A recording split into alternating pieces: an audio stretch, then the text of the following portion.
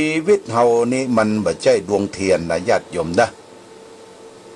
เพิ่นก็บอกว่าบรรดาสิ่งของอันมีค่าในโลกนี้ทั้งหมดน่ะมันมีอะไรอย่างที่จะมีค่ากับสูงไปกว่าชีวิตของคนเฮาอันหมายถึงสิ่งที่มีชีวิตทุกอย่างรวมทั้งคนและสัตว์เพราะว่าเมื่อมันดับไปแล้วเนี่ยไม่ใช่จะจุดขึ้นมาใหม่ได้เหมือนดั่งดวงเทียนนะญาติโยมดับไปแล้วหมดไปแล้วสิ้นไปเสียไปมันจะวอดมันจะลุกโผล่ขึ้นมาเหมือนกับดวงเทียนบ่ได้ชีวิตมันเกิดขึ้นเพราะความสมดุลของธรรมชาตินะความสมดุลของธรรมชาติจะดับไปก็เพราะเหตุผลทางธรรมชาติบ่มีไผอาจจะฝืนกฎของธรรมชาติอันนี้ไปได้ดังนั้นตลอดเวลาที่คนเราเป็นอยู่เนี่ยชีวิตจึงเป็นสิ่งที่น่าห่วงแหนมากที่สุดถ้าชีวิตเราดับเสียแล้วเนี่ยทุกสิ่งทุกอย่างในโลกเนี่ยก็สิ้นความหมายไปตัวแต่ถ้าเราสูญเสียสิ่งอื่นที่บ่ใช่ชีวิตไปยังพอที่จะเสาะแสวงหามาชดเชยได้บ่ใช่เป็นสิ่งที่เหลือวิสัยแต่อย่างใดอันนี้จึงนับว่าเป็นความโง่บัดซบที่สุดถ้าว่าใครสูญเสียเข้าของเป็นเงินเป็นทองแม้แต่ว่าเสียความรักเสียความสิ้นหวังไปหรือถูกทรยศหักหลังแล้วก็มานั่งเสียอกเสียใจทำลายตัวเองตัวเก่าเนี่ยโอ้ญาติโยมนะที่จริงตัวเองตัวเก่านี่บ่ได้เสียนะบ่ได้สิ้นวิญญาณที่อาศัยร่างกายเฮาอยู่เนี่ยมันยังมีเครื่องมืออยู่พร้อม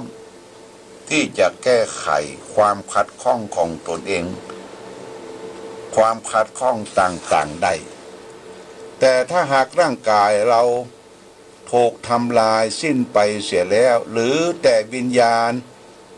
ความทุกข์ทรมานโดยบ่มีเครื่องมืออะไรอย่างที่จะแก้ไขจะเป็นทุกข์มากมายสักปันใดก็ลองมาคิดดูว่าญาติโยมเมื่อเฮาบ่สูญเสียอย่างทั้งกายทั้งใจเนี่ยเข้าของเงินทองสมบัติพัสถานทุกสิ่งทุกอย่างมันจะสิ้นไปอันตรธานไปแต่ว่าชีวิตของเฮานี่ยังอยู่นะญาติโยมนะยังอยู่ต้องต่อสู้ล้มแล้วต้องลุกขึ้นต่อสู้อย่าให้ไปหมดหวังถ้าเฮาหมดหวังอะยังเป็นคนอ่อนแอทั้งกายทั้งใจแล้วเฮาจะทำอะยังแบบเกิดความเป็นผลสำเร็จเบิ้นต้องว่าจ้างม้าเมียมิ่งแก้วเงินทองตัวมิตายจับปองย่อมหาได้ชีวิตสิ่งเดียวของหายากไม่ใช่ประทีปเทียนได้ดับแล้วจุดคืนอันนี้เป็นโลกกนิษฐ์ที่ท่านได้กล่าวไว้ว่าคนเฮาชีวิตที่มันดับเสียไปเนี่ยไม่ใช่ว่าจุดคืนได้เหมือนกับเตียนที่มันดับแล้วจุดคืนได้เพราะฉะนั้นต้องระมัดระวังอยู่อย่างความไม่ประมาทเนี่ยญาติโยมนะอยู่อย่างความไม่ประมาทอยู่อย่างคนที่เป็นคนชนะตัวเองนะเอาชนะอย่างทุกสิ่งทุกอย่างต่างนอกเนี่ยก็พอชนะได้แต่ชนะตัวเองเนี่ยสำคัญที่สุดว่าตัวเองเฮาได้ชนะใจตัวเก่าบ่ให้มันไหลไปกับสภาพที่มัน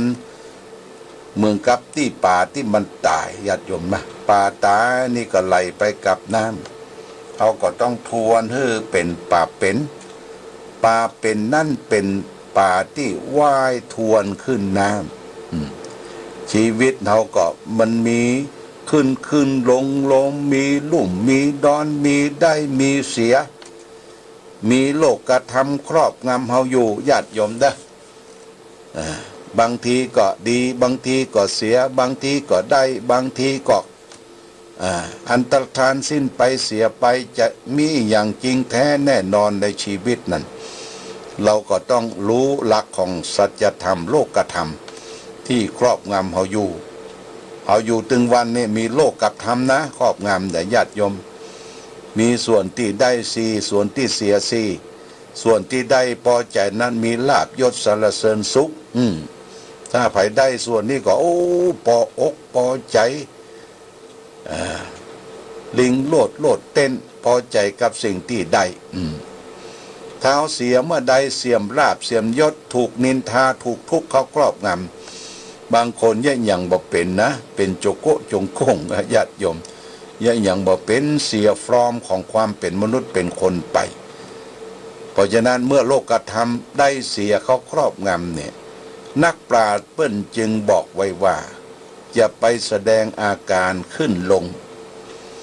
นักปราชญ์มีหลวงวิจิตรวาทการท่านบอกว่านักปราชญ์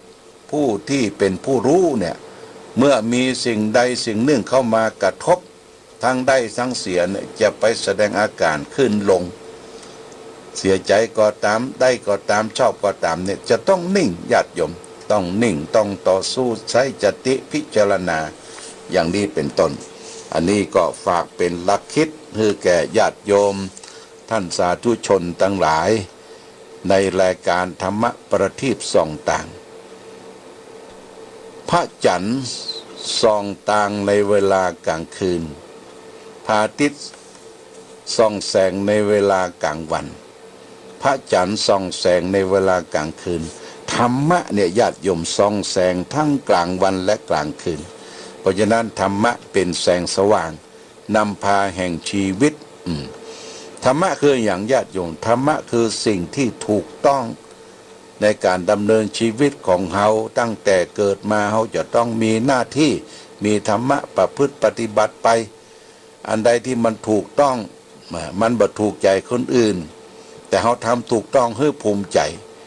ใจสิ่งที่เราได้ทำไปแล้วว่ามันถูกต้องญาติโยมอาจจะบ่ถูกใจคนนั้นคนนี้เนาะเพราะกิเลสของคนเฮาเนี่ยมันมักจะเข้าข้างตัวเองเข้าข้างตัวเก่าเข้าข้างพวกเข้าข้างพี่น้องวงวานญาติมิตรทั้งหลายเพราะฉะนั้นถ้าเราทำถูกต้องเนี่ยญาติโยมนะเขาบ่ต้องกลัวเอาชีวิตเป็นเดิมพันว่าทำถูกต้องแล้วต่างรับตามหลักของสัจธรรมการดำเนินชีวิตของเขาเพราะฉะนั้นนี่ฝากไว้แก่ญาติโยมท่านสาธุชนเอาละวันนี้รายการธรรมะประทีปส่องต่างได้มาถึงช่วงสุดท้ายก็ขออำนวยอวยใจอวยพร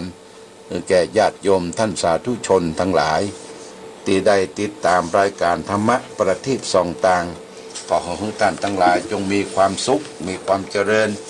มีความรุ่งเรืองความวัฒนาถาวรก่อนอื่นจากการนิญาติโยมต้องขออนุโมทนากับญาติโยมท่านสาธุชนที่มาแอวหาเนอแต่เจ้านี่นะแต่เจ้านี่ก็